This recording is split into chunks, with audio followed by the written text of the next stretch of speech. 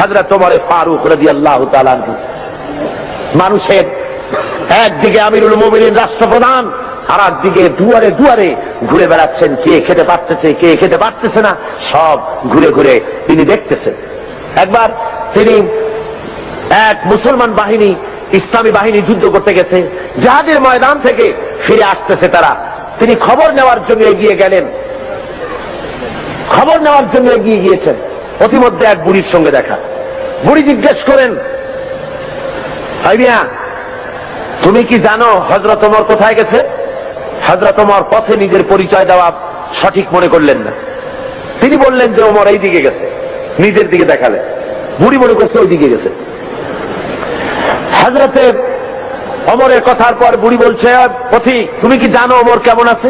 কয় হ্যাঁ জানি তো, ভালো আছে। কয় তুমি তো বলছো ভালো আছে, আমি বলি ওমর নিপাত যাক। হযরত ওমর বললেন, মা তা কেন? কয় যে আমি আজকে 3-4 দিন পর্যন্ত বাইরের থেকে এসেছি, আমি মদিনার লোক না, তো আমি এখানে আছি, খলিফার কাছেও যেতে পারি না, আর আমিও আমার খাবার ঠিক মতো পাই না।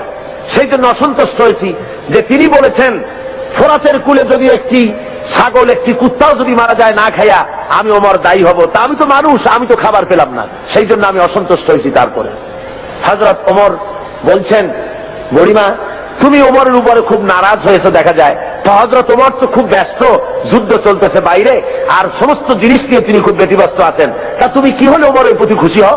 বুড়ি বলছে, তোমাকে তো খুব ওমর ভক্ত লোক বলে মনে হয়, তা দাও তো দেখি আমাকে এতগুলো দিনার, তাহলে আমি খুশি হই। হযরত ওমর পকেটে হাত দিয়েছেন সে পয়সাগুলি বের করার জন্য। এমন সময় যে এলাকায় মুসলমানেরা যুদ্ধ করতে গিয়েছিলেন, সেই এলাকা থেকে তারা ফিরে এসে প্রতিমধ্যে হযরত ওমরকে দেখে বলছেন, আমিরুল মুমিনিন খলিফাতুল মুসলিমিন, আল্লাহ শুকর যে আল্লাহ আমাদেরকে জয়ী করেছেন। শুনে বুড়ি যখন শুনল যে আমিরুল মুমিনিন, সে ভয়তে থরথর করছে, সর্বনাশ, হযরত ওমরের সামনে আমি বলছি যে ওমর নিপাত যা। বুড়ি তখন করজোরে বলছে, আমিরুল মুমিনিন আমি বুঝতে পারি নাই, ভুল করেছি, আপনার সামনে আপনার নিপাত কামনা করেছি, আমি বুঝি নাই, আমারে আল্লাহর রাস্তায় মাফ করে দেন। হযরত ওমর বলেন, বুড়ি মাফ করা লাগবে না, আমার উল্টা মাফ চাই না, বরং আমি মাফ চাই। তুমি বলার আগে আমি যে তোমার ক্ষুধার খবর নিতে পারি নাই, এই জন্য তুমি কিয়ামতের ময়দানে আল্লাহর দরবারে আমারে তুমি আসামি বানাইও না। ইসলাম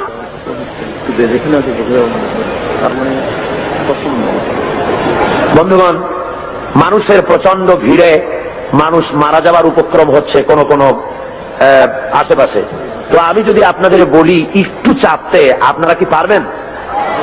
আমিও জানি আপনারা পারবেন, কিন্তু দাঁড়াবেন না, কেউ কেউ দাঁড়াবেন না, দাঁড়াবার কোনো পারমিশন নাই, বেয়াদবি করবেন না। বসা অবস্থায় একটু এগোন তো, বসা অবস্থায় চতুর্দিক থেকে কেউ কোন মুসলমান দাঁড়াবে না। বসা অবস্থায় একটু চেপে আসেন আর একটু মহব্বতের সাথে জিকির করেন, লা ইলাহা ইল্লাল্লাহ, খুব জোরে করেন, লা ইলাহা ইল্লাল্লাহ,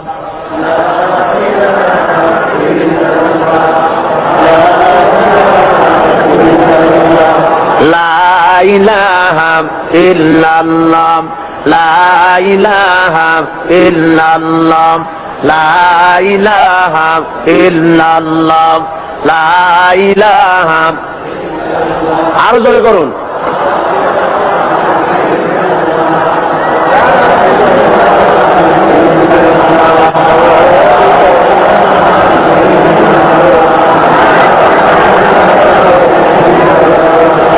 লা ইলাহা ইল্লাল্লাহ, লা ইলাহা, লা ইলাহা ইল্লাল্লাহু মুহাম্মাদুর রাসূলুল্লাহ। ভাইরা আমার, ইসলাম যাকাতের মাধ্যমে এবং পারস্পরিক দানের মাধ্যমে মানুষের দরিদ্রতা দূর করার ব্যবস্থা করেছে। হযরত ওমর ইবনে আব্দুল আজিজ রাহমাতুল্লাহ আলাইহির যুগে বাজারে বাজারে সওরাত করা হতো, যাকাত কে নেবে, যাকাত কে নেবে, একটা লোক যাকাত নেব আমি, এইরকম লোক পাওয়া যায় না। জোরে কোন সুবহানাল্লাহ, লোক পাওয়া যায় না। হযরত ওমর ইবনে আব্দুল আজিজ রাহমাতুল্লাহ আলাইহির জামানায় একটা লোক অনেকগুলি জাকাতের সৎকার টাকা নিয়ে ঘুরতেছেন, কারে দেবে গরিব তালাশ করতেছে। তালাশ করতে করতে 3 দিন হয়ে গেছে, পায়নি। শেষ পর্যন্ত মরুদ্যানের ভেতরে বসে জীবচ্ছে। এমন সময় দেখে যে আর একটা লোক সেখানে আসছে, গায়ের জামা কাপড় ময়লা, বিরাট একটা গাছি। তারে বলছে, আসসালামু আলাইকুম ভাই, আল্লাহ মেহেরবানি আপনারে পাইয়া গেছি। আমি আজকে 3 দিন পর্যন্ত সৎকার টাকা নিয়ে ঘুরতেছি, কারে দেবো কোনো লোক পাই না। আপনার মতো একটা গরিব লোক পাইয়া গেছি, আপনি দয়া করে আমার টাকাগুলি নিয়ে আমারে বাঁচা।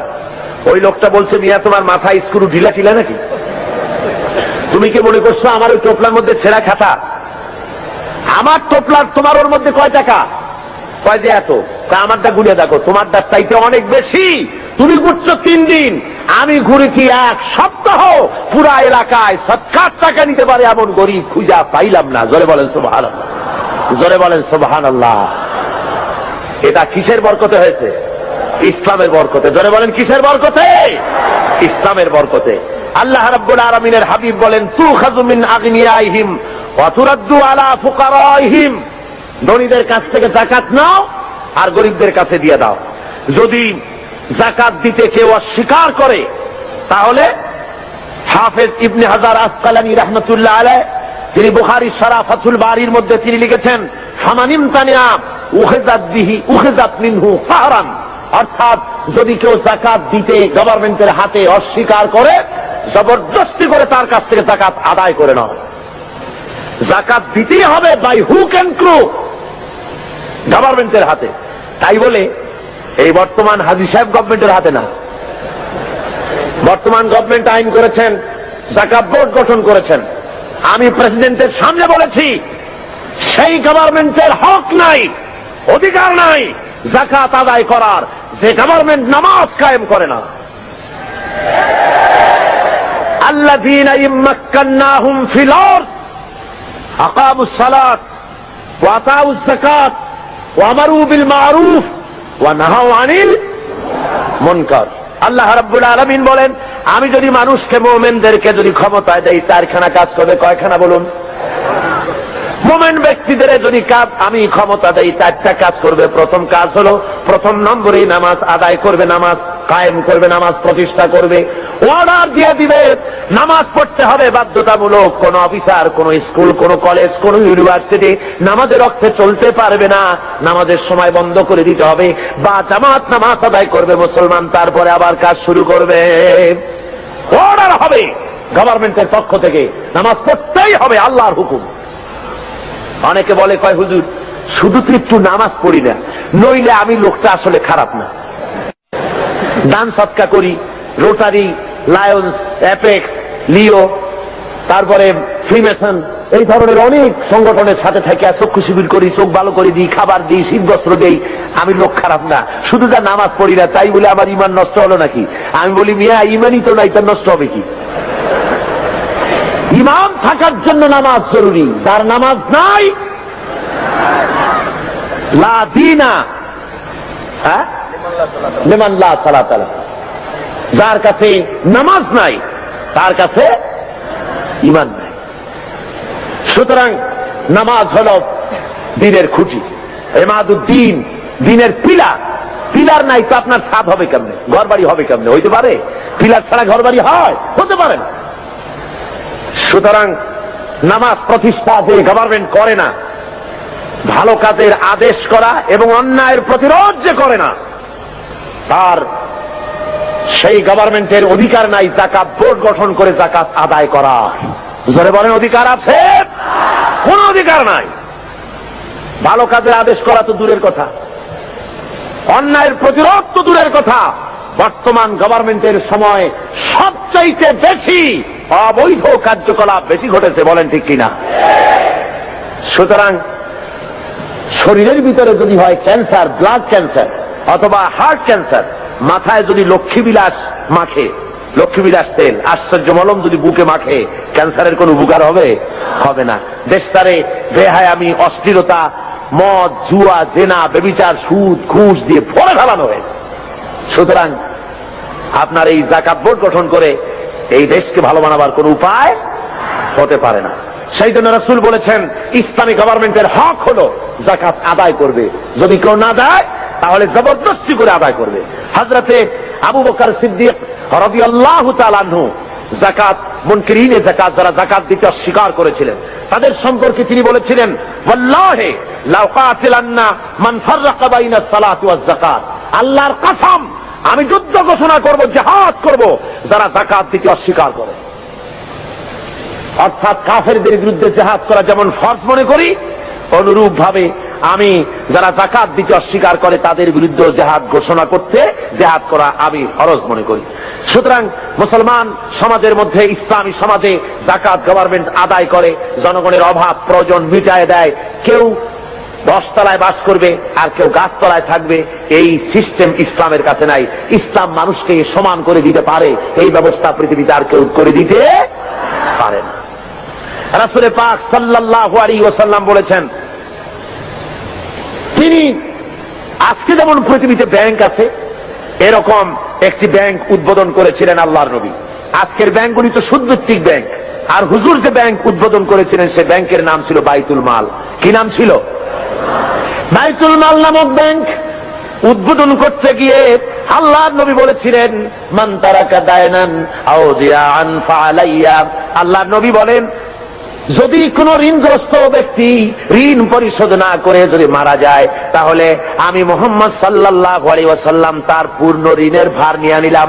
শুধু ঋণ শোধের ভারই নিলাম না, তার বিধবা স্ত্রী এবং তার অসহায় ছেলে পেলে এতিম বাচ্চাগুলি সবগুলির বোঝা আমি মুহাম্মদ সাল্লাল্লাহু আলাইহি ওয়াসাল্লাম আমার কাঁধে উঠায়া নিলাম। এর নাম ইসলামী স্টেট। রাষ্ট্রপ্রধান গোটা দেশের সবকিছুর জন্য তাকে দায়ী হতে হয় এবং জনগণের খেদমত করার জন্য প্রস্তুতি নিতে হয়। আর এই পথ একমাত্র দিতে পারে ইসলাম, আর কেউ দিতে পারে না। সেই জন্য ইসলাম এই যাকাতের ভিত্তিতে, যাকাত ব্যবস্থার মাধ্যমে জনগণকে ইসলামের পথ দেখিয়েছে, তাদেরকে অভাব অভিযোগ দূর করেছে, খাওয়া পড়া শিক্ষা চিকিৎসা বাসস্থানের গ্যারান্টি দিয়েছে। এই ব্যবস্থা আর কেউ দিতে পারে না। আল্লাহ রাব্বুল আলামিন কোরআনে কারীমের মধ্যে বলেন, কায়লা ইয়াকুনা দুলাতাম বাইনাল আগনিয়াই মিনকুম, তোমাদের কিছু সংখ্যক ধনীদের হাতে যেন সম্পদ পুঞ্জীবিত হয়ে না থাকে, গুটি কয়েক ধনীদের কাছে যেন সম্পদ পুঞ্জীবিত হয়ে না থাকে, বরং তা স্প্রেড করে গোটা সমাজের মধ্যে যেন যাকাত সৎকার আকারে তা যেন ছড়িয়ে যায়।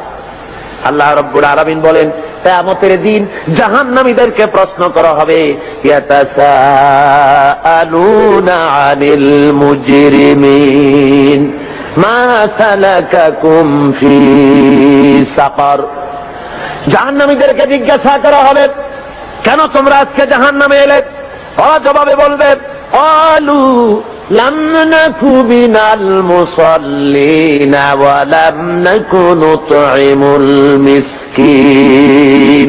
ওরা বলবে, আমরা নামাজ আদায় করতাম না আর আমরা ফকির মিসকিনদেরকে খেতে দিতাম না, এই কারণে জাহান্নামে এসেছি। এই আয়াত দ্বারা প্রমাণ হলো জাহান্নামে মানুষ যত কারণে যাবে তার মধ্যে দুইটা কারণ হলো বড়। কয়টা কারণ বড়? দুইটি কারণ বড়। একটি হলো নামাজ আদায় না করা, 2 নম্বর হলো এতিম মিসকিন গরিবদেরকে খেতে না দেওয়া। যদি এভাবে করা হয়, এ কারণে আল্লাহ তাদের জাহান্নামে দিবেন। আল্লাহ রাব্বুল আলামিন বলেন, আরাআইতাল্লাযী ইউকাযযিবু বিদ্দীন। পড়েন সবাই, আরাআইতাল্লাযী ইউকাযযিবু বিদ্দীন ফাযালিকাল্লাযী ইয়াদউল ইয়াতীম ওয়ালা ইয়াহুদ্দু আলা তুআমিল মিসকিন ফাওয়াইলুল লিল মুসাল্লিন আল্লাযীনা হুম আন সালাতিহিম সাহুন আল্লাযীনা হুম ইউরাউনা ওয়া ইয়ামনাউনাল মাউন। হে নবী, আপনি কি দেখেছেন ওই ব্যক্তিকে যে পরকালকে অস্বীকার করেছে, দিনকে অস্বীকার করেছে? পরকাল আর দিনকে অস্বীকার করেছে কারা? যারা নাকি এতিমকে গলায় ধাক্কা দিয়েছে আর মিসকিনকে খেতে দেয়নি। এতিমের গলায় ধাক্কা মারা আর মিসকিনকে খেতে না দেওয়া পরকালকে অস্বীকার করার শামিল। জোরে বলেন সুবহানাল্লাহ। কত বড় কথা! এতিম মিসকিনকে গলায় ধাক্কা মারা এবং মিসকিনকে খেতে না দেওয়া, এতিমকে ধাক্কা দেওয়া আল্লাহ রাব্বুল আলামিন বরদাস্ত করেন না। পরকালকে অস্বীকার করার শামিল এগুলি হয়ে যায়। তাই ইসলাম বলেছে গরিব মিসকিনকে ভালো ব্যবহার করো, তাদেরকে খাবার দাও, পড়ার দাও। আর এর সব কিছুর দায়িত্ব হলো গভর্নমেন্টের। ইসলামী গভর্নমেন্ট যদি হয়ে যায়, কোরআনের রাজ যদি কায়েম হয়ে যায়, তাহলে কেউ 1000 বিঘা জমির মালিক হবে, আর কারো রান্নাঘর উঠাবার জায়গা থাকবে না। এই ব্যবস্থা ইসলাম হলে এ ব্যবস্থা থাকতে পারবে না। সুতরাং শহরের দেশের সবচাইতে ভালো বাড়িটিতে প্রেসিডেন্ট থাকবেন, ভালো ভালো বাড়িগুলিতে মন্ত্রীরা থাকবেন, জেলার সবচাইতে ভালো বাড়িতে কমিশনার বা ডিসি থাকবেন, আর জনগণ থাকবে কুড়ে ঘরে, থাকার জায়গা নাই। Kamalapur rail station, Chittagong rail station, স্টেশনে কোন রকম করে মাথা গুঁজে থাকবে। ইসলাম এই ব্যবস্থা করে না।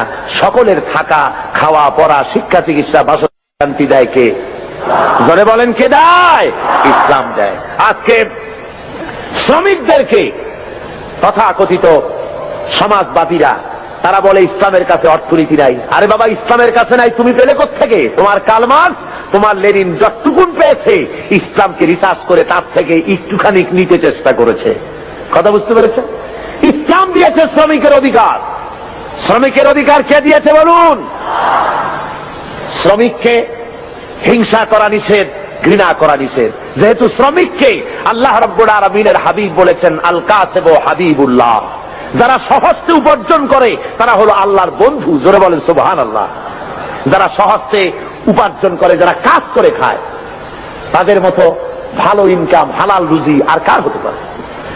আল্লাহ রাব্বুল আলামিনের হাবিব শ্রমিকদের অধিকার সম্পর্কে, শ্রমিক আর মালিকের সম্পর্কে বলেছেন, মালিক আর শ্রমিকের মধ্যে সম্পর্ক যেটা হবে সেটা গোলাম আর মনিবের সম্পর্ক হবে না, সে সম্পর্ক হবে ভাই ভাই। মনিব মালিক, শ্রমিকের মিলের মালিক এবং শ্রমিক দুজনের মধ্যে সম্পর্ক হবে ভাই ভাইয়ের সম্পর্ক। হুজুর বলেছেন, তোমরা যেমন খাবে তাদেরকে তেমন খাওয়াবে, তোমরা যেমন পড়বে তাদেরকে তেমন পড়াবে, তোমরা যেমন থাকবে শ্রমিকদেরকে তেমন থাকার ব্যবস্থা করে দাও। ইসলাম বলেছে, দুনিয়ার আর কেউ বলতে পারেনি। ইসলামের ব্যবস্থা নিজের মানুষের সামনে পরিষ্কার করে দেখিয়েছে। রাসূল পাক সাল্লাল্লাহু আলাইহি ওয়াসাল্লাম বলেছেন, শ্রমিকের গায়ের ঘাম শুকিয়ে যাওয়ার আগে তার ন্যায্য প্রাপ্য বুঝিয়ে দাও। কোন পারিশ্রমিক ঠিক না করে কোন শ্রমিককে কাজে লাগিও না, পারিশ্রমিক আগে ঠিক করে নাও। সুতরাং শ্রমিকদের মধ্যে, মনিবের মধ্যে কোনো ক্লাসের স্ট্রাগল হতে পারে না, মালিকের মধ্যে কোনো ক্লাসের স্ট্রাগল হতে পারে না, যদি খাওয়া পড়ার এই ব্যবধান যদি না থাকে, সব যদি সমান করে দেওয়া হয়। এই ব্যবস্থা ইসলাম করেছিল। আজকে ইসলামী স্টেট না থাকার কারণে আমার দেশের মধ্যে, আমার দেশের ছেলেপেলেরা ইসলামকে না বুঝে তারা ভিন্ন পথে পরিচালিত হচ্ছে। তারা মনে করতেছে যে সমাজতন্ত্রের মাধ্যমে বুঝি শান্তি আসবে। আমার দেশের কলেজের ছেলেরা, ইউনিভার্সিটির ছাত্ররা তারা মনে করে যে শান্তি আসবে সমাজতন্ত্রের পথে। কোন পথে? এটা আসলে সমাজতন্ত্র না, এটা আসলে হলো 6 মাস তন্ত্র। কি তন্ত্র বলুন? 6 মাস তন্ত্র। ওরা বলে কমিউনিজম, আসলে কমিউনিজম নয়, এটার নাম আসলে হলো কমিউনাইজম। আসলে এটার নাম কি? অর্থাৎ এর চাইতে পচা মতবাদ, এর চাইতে মানবতা বিধ্বংসী মতবাদ আল্লাহর জমিনে আর একটাও হতে পারে না। পৃথিবীতে মানবতা বিধ্বংসী মতবাদ 2টা। জোরে বলেন কয়টা? একটা হলো পুঁজিবাদ আর একটা হলো সমাজবাদ। এই 2টি মতবাদ গোটা দুনিয়ার মানুষকে জ্বালিয়ে পুড়িয়ে শেষ করে দিল। ওই সেদিন লোকেরা বলল যে এইবার দুনিয়ায় শান্তি হবে। কেমনে শান্তি হবে? কয় যে দুনিয়ার 2 মহাশক্তির 2জন শান্তির পায়রা ওয়াশিংটনে মিলিত হচ্ছেন। একজন রাশিয়ার গর্বাচেভ আর একজন কি আমেরিকার রোনাল্ড রিগান। বললেন যে এইবার পৃথিবীতে শান্তি হবে। ওরা হলো শান্তির পায়রা। আমি বললাম, ওরাই যদি হয় শান্তির পায়রা, তাহলে পৃথিবীতে অশান্তির শকুন হবে কারা? গোটা দুনিয়াকে জ্বালিয়ে পুড়িয়ে মেরেছে এরা, এই 2 শক্তি। জোরে বলেন ঠিক কিনা? গোটা বিশ্বকে জ্বালিয়ে পুড়িয়ে শেষ করেছে তারা। মাঝারি পাল্লার ক্ষেপণাস্ত্র তারা বন্ধ করতে এসেছে, অর্থাৎ অস্ত্র বেশি হয়ে গেছে, এখন বন্ধ করা ছাড়া পথ কি? পোড়ায় ফেলা ছাড়া পথ কি? নদীতে ডুবাই দেওয়া ছাড়া পথ কি? গোটা দুনিয়ার সমস্ত গরিব রাষ্ট্রগুলিকে পায়ের তলে রেখে তারা শাসন করবে, শোষণ করবে, এটাই হলো তাদের কাজ। আর এভাবে তারা অগ্রসর হতে থাকে। রাশিয়ার সমাজতন্ত্রীরা বলেছে সব সমান করে দেবে, ওরা পারবে সমান করতে। গর্বাচেভের বউ যখন, গর্বাচেভের বেগম রাইসা যখন ওয়াশিংটনে যখন নামলেন প্লেন থেকে, সাংবাদিকরা লিখছেন যে তার যে অর্নামেন্টস, তার যে কাপড় চোপড় শরীরে লাগানো ছিল তা দেখে যুক্তরাষ্ট্রের বড় বড় ধনীত স্ত্রীরা নিজেদেরকে তাদের সামনে নিতান্ত গরিব বলে মনে করবে। সমান করতেছে। তবে একটা কথা বলেছেন উনি, গর্বাচেভ যখন নামলেন সিঁড়ি থেকে তখন একটা কথা বলেছেন। সাংবাদিকরা জিজ্ঞেস করেছেন এই বৈঠক আপনি কি মনে করেন, এই বৈঠক সম্পর্কে? উনি বললেন বৈঠককে আমি খুব ভালো মনে করি। আমি মনে করতেছি যে বৈঠক ঈশ্বর আমাদের সহায় হবেন, ঈশ্বর আমাদের সহায় হবেন। দুনিয়ার পত্র পত্রিকাগুলি কমেন্ট করল নাস্তিক্যবাদী রাশিয়ার প্রেসিডেন্ট, নাস্তিক্যবাদী দেশের প্রেসিডেন্ট বলছেন ঈশ্বর সহায় হবে। কথাটা মন্দ না, ভূতের মুখে রাম নাম। কথা বুঝতে পেরেছেন? তবে আজকে একটি জিনিস ভালো লক্ষ্য করা যাচ্ছে, তাহলে এই গর্বাচেভ আগের মতো অন্যান্য প্রেসিডেন্টের মতো নন, বরং তিনি ভিন্ন চিন্তা করতেছেন।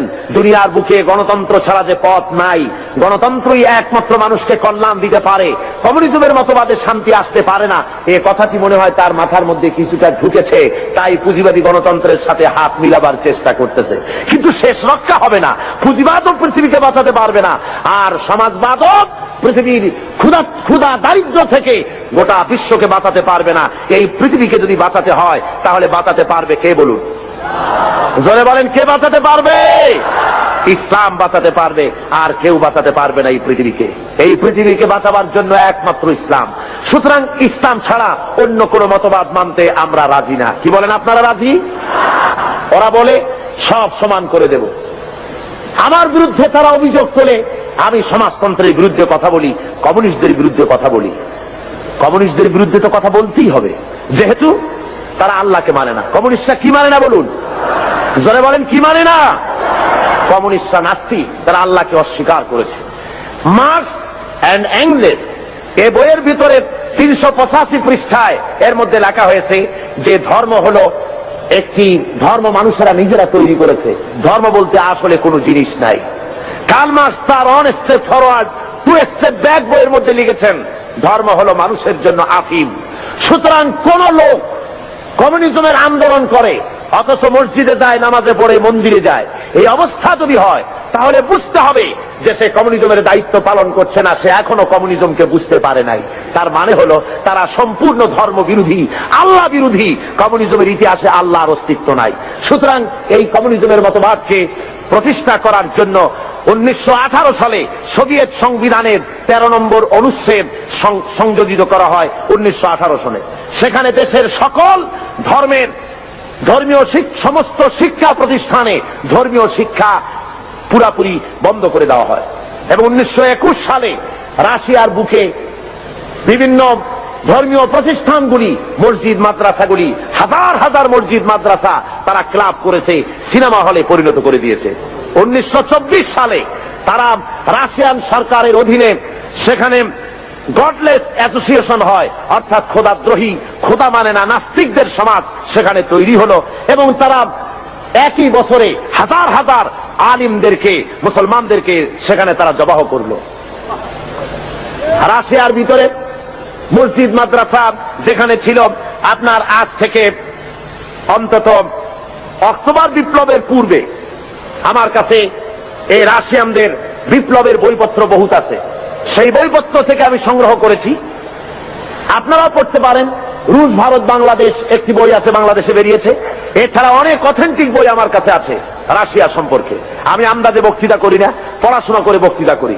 পুঁজিবাদী দেশ চোখে দেখেছি, সমাজতান্ত্রিক দেশও চোখে দেখেছি, চোখে দেখে তারপরে বক্তব্য রাখি।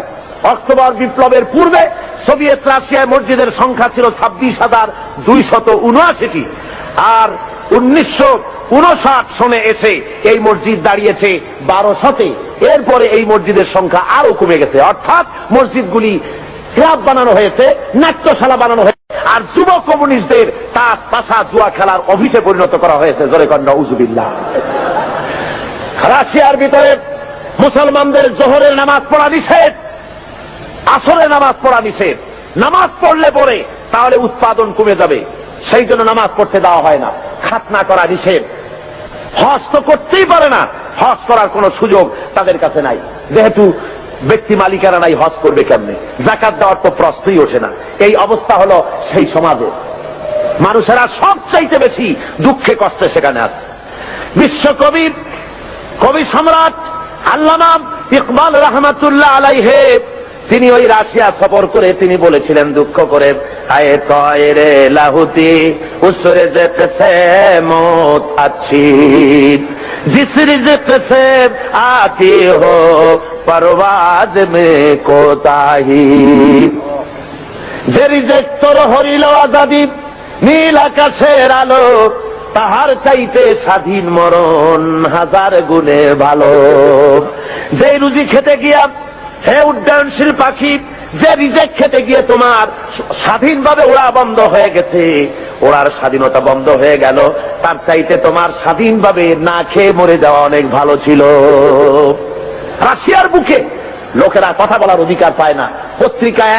পত্রিকা গভর্নমেন্টের, টেলিভিশন গভর্নমেন্টের, সে দেশের তাদের রেডিও গভর্নমেন্টের, প্রচার মিডিয়া সব গভর্নমেন্টের হাতে, জনগণের কাছে কিছু নাই। এই এলাকায় যদি 10,000 লোক খতম করে দেওয়া করে, পাশের 1 মাইল দূরে লোকেদের জানার কোনো উপায় নাই। প্রত্যেকটা মানুষের পেছনে গোয়েন্দা লাগানো রয়েছে। নিজের বাক স্বাধীনতা নাই, গণতন্ত্র নাই। বলেন রাশিয়া গণতন্ত্র আছে? জোরে বলেন আছে? কোরিয়ায় গণতন্ত্র, আপনার যেসব জায়গায় সমাজতন্ত্র প্রতিষ্ঠা হয়েছে সেসব জায়গায় কি গণতন্ত্র আছে? নাই। আমাদের দেশে এই গণতন্ত্রের বুলি নিয়ে কমিউনিস্টরা ময়দানে নেমেছে, গণতন্ত্রের শ্রদ্ধাবরণে তারা কাজ করতে চাচ্ছে। আসলে তারা হলো ইসলামের সবচাইতে বড় দুশ্মন। ইসলামের সবচাইতে বড় দুশ্মন কারা? জোরে বলেন, সবচাইতে বড় দুশ্মন কারা? তারা সুযোগ খুঁজতেছে, সুযোগ পেলেই তারা মুসলমানদের উপরে আক্রমণ করবে, আফগানিস্তানের মতো দশা ঘটিয়ে ছাড়বে। তারা মুসলমানদের ধোঁকা দেওয়ার জন্য। আপনারা বলেন, কোনদিন আপনারা শুনেছেন যে কমিউনিস্টরা হজ করেছে? কমিউনিস্টদের লিডাররা তো সব বড় বড় ধনী, কোটি কোটি টাকার মালিক কমিউনিস্টদের লিডারেরা। আপনারা শুনেছেন কোন কমিউনিস্ট লিডার জীবনে হজ করেছে? শুনেছেন? জোরে জবাব দিবেন, শুনেছেন? কোনদিন তাদের রোজা রাখতে দেখেছেন? কোনদিন যাকাত দিতে দেখেছেন? কোনদিন তাদেরকে কোন আলেম ওলামাদের কাছে এসে দোয়া চেতে দেখেছেন? অর্থাৎ তারা আল্লাহকে সম্পূর্ণ স্বীকার করেছে, আর আল্লাহকে মানে না। শুধুমাত্র বাংলাদেশের যেহেতু 10 কোটি মুসলমান, কাজ করতে অসুবিধা হবে, তাই তাদের নেতা মরে গেলে পরে জানাজার অনুষ্ঠান করে মানুষকে ফাঁকি দেওয়ার জন্য।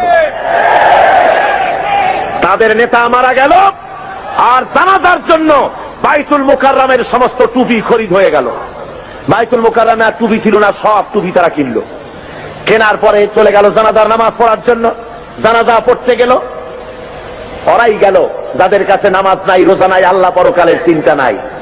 হ্যাঁ, জানাজা পড়তে গেছে, পথে মধ্যে পেশাব আসলো, প্যান্টের বোতাম খুললো আর ব্রাশ ফায়ার মেরে দিল। প্যান্টে লাগে গেল, ধোয়া নাই, মশা নাই। ওই অবস্থায় জানাজায় দাঁড়ায় গেছে আল্লাহু আকবার। যেমন জাতের মুদ্দর তেমন জাতের মুক্তাদি দাঁড়ায় গেছে, যাতে কপালে হয়ে যাক মুদ্দরে। আর এমন জানাজা পড়াবার জন্য ইমামের অভাব হয় না আমার দেশে। কমিউনিস্টদের জানাজা পড়া হারাম, কমিউনিস্টরা কাফের। দুনিয়ার আজকে স্পষ্টভাবে আমি বলছি, শুনে রাখো, চট্টগ্রামের 20 চট্টলার মুসলমানেরা, দুনিয়ার সমস্ত আলেম, মুফাসসির, মুহাদ্দিস একমত, কমিউনিস্টরা কাফের। যারা বলেন কমিউনিস্টরা কি? কমিউনিস্টদের সাথে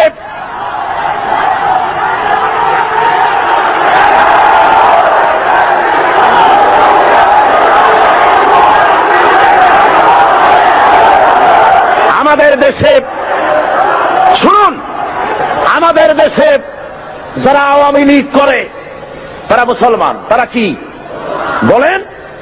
আওয়ামী লীগের ভিতরে বহু লোক আমি দেখেছি হজ করে, নামাজ পড়েছে, তাহাজ্জুদের নামাজও পড়ে, তারা আল্লাহ বিশ্বাস করে, ঠিক কিনা? করে মুসলিম লীগ করে, বিএনপি করে, অন্যান্য যত রকমের আছে, এরা মুসলমান, কোন সন্দেহ নাই। এরা কি? তাদের রাজনৈতিক চিন্তার সাথে আমাদের মিল না হতে পারে, কিন্তু তারা মুসলমান। কিন্তু মনে রাখতে হবে, এরা মুসলমান ঠিকই, কিন্তু কমিউনিস্টরা যে কাফের এতে কোনো সন্দেহের অবকাশ। যেহেতু তারা আল্লাহ মানে না, তারা রাসূল মানে না। যদি আল্লাহ রাসূল মানে, তাহলে কালমার্সের মতবাদ কেন মানে জিজ্ঞাসা করি? মানতে পারে? সুতরাং আজ মুসলমানদেরকে ঐক্যবদ্ধ হতে হবে। ওরা চায় বাংলাদেশকে আর একটা আফগান বানাতে। কি বানাতে চায়? আফগানিস্তানে যুদ্ধ চলতেছে বিগত 9 বছর। কত বছর? 9 বছর রাশিয়ার কাফেরেরা যুদ্ধ চালাচ্ছে আফগানের বুকে। আফগানের মুসলমানেরাও কম না, আলহামদুলিল্লাহ পড়েন। আফগান মুজাহিদিনরা এ পর্যন্ত প্রায় 70 থেকে 80,000 রাশিয়ার কাফের সৈন্যদেরকে জাহান্নামের টিকিট করে পাঠিয়ে দিয়েছে। আলহামদুলিল্লাহ পড়েন। আল্লাহ রাব্বুল আলামিন মুসলমানদেরকে মদত করে থাকেন যারা আল্লাহর কাছে মদত চায়। সুতরাং ওরা চায় দেশকে আফগান বানাতে। আমি বলি মুসলমানদেরকে, আফগানের মুসলমানেরা পালাবার জায়গা পেয়েছে। 50 লক্ষ আফগানি মুসলমানেরা আজ পাকিস্তানে আশ্রয় নিয়েছে। 7 লক্ষ আফগানি তারা জায়গা পেয়েছে ইরানে। কিন্তু বাংলাদেশে যদি তোমার উপরে রাশিয়ান কাফিরেরা, কমিউনিস্ট কাফিরেরা যদি মুসলমানদের উপরে বাংলাদেশে আফগান স্টাইলে বিপ্লব শুরু করে দেয়, তোমার পালাবার কোনো জায়গা আছে নাকি বলো? জোরে বলেন, পালাবার জায়গা আছে? একটা জায়গা আছে। কোথায়? বঙ্গোপসাগর। আত্মহত্যা করতে হবে। সুতরাং আমার দেশের আজাদী, আমার দেশের স্বাধীনতা রক্ষা করার দায়িত্ব এদেশের মুসলমানদের। কাদের দায়িত্ব? ওরা মুক্তিযোদ্ধাদের ব্যবহার করতে চায়। মুক্তিযোদ্ধারা এদেশের মর্যাদার পাত্র। যেরকম আলহামদুলিল্লাহ দেশকে তারা স্বাধীন করেছেন। এর মধ্য থেকে কয়েকটা ভাগ হয়েছে। একটা ভাগ সরকারের সাথে চলে গেছে, একটা ভাগ বিভিন্ন রাজনৈতিক দলে চলে গিয়েছে, একটা ভাগ কমিউনিস্টদের দলে একটা ভাগ চলে গিয়েছে। তারা ওটার নাম দিয়েছে মুক্তিযুদ্ধ চেতনা বিকাশ কেন্দ্র। আর যখন ইসলামের আওয়াজ আছে তখন তারা বলে মুক্তিযুদ্ধের চেতনা বহির্ভূত কাজ হচ্ছে। বলে না? জনে বলেন, বলে না? মুক্তিযুদ্ধ, ইসলাম মুক্তিযুদ্ধের চেতনা বহির্ভূত নয়, বরং স্বাধীনতা সংগ্রামের সময় যদি একথা লোকের জানা থাকত যে দেশে সমাজতন্ত্র প্রতিষ্ঠার আন্দোলন চলবে, স্বাধীনতা আন্দোলনে মুসলমানের অংশগ্রহণ করত না। জোরে বলেন ঠিক কিনা? এদেশের লোকেরা পশ্চিমা শক্তির বিরুদ্ধে লড়াই করেছে, জালিমদের বিরুদ্ধে লড়াই করেছে, সমাজতন্ত্র প্রতিষ্ঠার জন্য লড়াই করে নাই। আমার আজকের মাহফিলে বাংলাদেশ মুক্তিযোদ্ধা সংসদের সেক্রেটারি জেনারেল আপনাদের সামনে স্পষ্ট করে বলেছেন, তিনি আমার কাছে একথা বলেছেন যে কাবা শরীফের গিলাফ ধরে দোয়া করেছি, আল্লাহ স্বাধীনতার পতাকা যেমন উড়াইছি, ইসলামের পতাকা উড়াবার তৌফিক দিও আল্লাহ।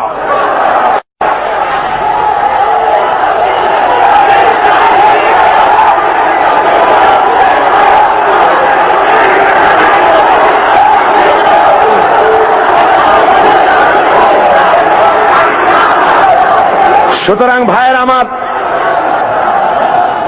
আজকে 4 দিন ধরে বা 5 দিন ধরে আপনাদের সামনে কোরআনে কারীমের যে কথা বলা হলো, এই কথা অনুযায়ী নিশ্চয়ই আপনারা বুঝতে পেরেছেন ইসলাম ছাড়া অন্য কোনো পথ নাই। সমাজতন্ত্রের স্পষ্ট কথা ভালো করে মুখস্থ করে যান। কমিউনিজমের সাথে মুসলমানের সংঘর্ষ ছাড়া আর কিছুই হতে পারে না। সমাজতন্ত্রের সাথে, কমিউনিজমের সাথে মুসলমানের, ইসলামের কোনো মিতালি কিয়ামত হয়ে যেতে পারে। সূচের ছিদ্র দিয়া উট চলে যেতে পারে, কমিউনিস্টদের সাথে ইসলামের সাথে কোনো সম্পর্ক হতে পারে না। সুতরাং মুসলমানেরা, কমিউনিস্টদের জনসভায় যাওয়া হারাম, কমিউনিস্টদের মিছিলে যোগ দেওয়া হারাম, তাদেরকে 4টা পয়সা সহযোগিতা করা হারাম। জোরে বলেন কি? ও মুসলমানেরা, কমিউনিস্টদের কোন সহযোগিতা তোমরা করবে? কারা করবে না হাত উঁচু করে দেখাও। হাত নামান, হাত নামান, হাত নামান।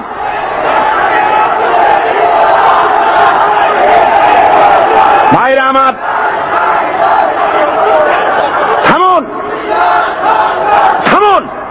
আজকে আমার কাছে খবর এসেছে ওরা গতকাল কমিউনিস্টরা মিটিং করেছে আমার উপরে হামলা করার জন্য। ভাইরা আমার, আমার এই কণ্ঠস্বর থাকবে ততক্ষণ আমি বেঁচে আছি। আমার উপরে যদি হামলা করা হয় আর আল্লাহ রাব্বুল আলামিন যদি আমার শাহাদাতের দরজা নসিব করেন, তাহলে আল্লাহর কাছে দোয়া থাকবে, আয় আল্লাহ, তোমার কোরআন আমার সামনে, শাহাদাত যদি আমার নসিব হয়, আমার রক্ত যেন লেলিহান শিখা হয়ে কমিউনিস্টদের জ্বালিয়ে পুড়িয়ে সার খার করে কলেবার পতাকা যেন উড়িয়ে দেয়।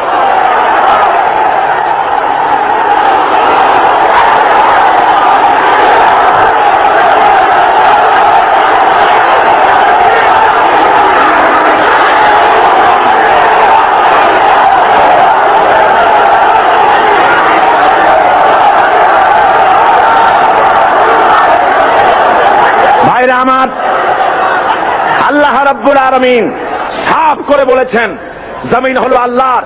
এই জমিনে আপনারা কোরআনের রাজ কায়েম করার জন্য প্রস্তুত আছেন? জোরে বলেন আছেন? যদি জেলে যাওয়া লাগে যাবেন, যদি ফাঁসির মঞ্চে চড়া লাগে চড়বেন। আল্লাহ রাব্বুল আলামিন বলছেন শুনুন, ওয়াকাতিলুহুম হাত্তা লা তাকুনা ফিতনাতুন ওয়া ইয়াকুনা আদ-দীনু কুল্লুহু লিল্লাহ। সংগ্রাম করো, লড়াই করো সেই পর্যন্ত যতক্ষণ আমার দিন কায়েম না হয়, ফিতনা ফাসাদ দুনিয়া থেকে মূলোৎপাটিত যতক্ষণ না হয় ততক্ষণ পর্যন্ত তোমরা লড়াই করতে থাকো আমার দিন কায়েম না হওয়া পর্যন্ত।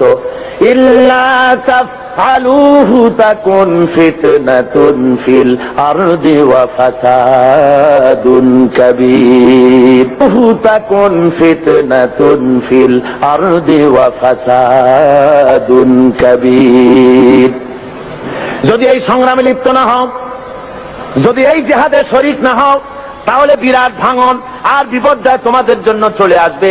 সুতরাং এই ময়দানে তোমাদের আসতে হবে। এটা হলো শাহাদাতের ময়দান। এই ময়দানে আসতে পরে আল্লাহর দিন কায়েমের জন্য যদি চেষ্টা করেন তাহলে রক্ত দেওয়া লাগে, জান দেওয়া লাগে, মাল দেওয়া লাগে। কবি বলতেছেন, ये शहादत गहे उल्फत में कदम रखना लोग समझते हैं आसा है मुसलमान होना। লোকেরা মনে করে মুসলমান হওয়া খুব সহজ। না, মুসলমান হওয়া সহজ নয়। আল্লাহর দ্বীন জমিনে কায়েমের জন্য এটা শহীদ ঈদগাহ। এ ময়দানে রক্ত দিতে হয়। কি দিতে হয়? আর সেই রক্ত রক্ত নয়, সে মৃত্যু মৃত্যু নয়, সে মৃত্যু হলো জীবন। সে মৃত্যুর নাম কি? সে মৃত্যুর নাম কি? আল্লাহ রাব্বুল আলামিন শাহাদাতের মওতকে এত বড় বরকতপূর্ণ মর্যাদাপূর্ণ করেছেন। শহীদি মওত যদি কারো নসিব হয়ে যায় তাহলে সে মওত পিঁপড়ায় কাটা যন্ত্রণার চাইতে আর বেশি কিছু হয় না। মানুষ মরে যাবে, শহীদি মওত যদি নসিব হয়ে যায় মরার সঙ্গে সঙ্গে এদিকে মরবে আর ওদিকে আল্লাহ রাব্বুল আলামিনের সঙ্গে দিদার নসিব হয়ে যাবে। এই ময়দানে কাজ করতে আসবেন, অস্ত্রপাতির প্রয়োজন নাই, জনসংখ্যা বেশি দেখার দরকার নাই। আল্লাহ বলেছেন ঈমান যদি মজবুত হয় তাহলে তোমার যা দরকার আমি দিয়া দিব। ইন তানসুরুল্লাহ ইয়ানসুরকুম।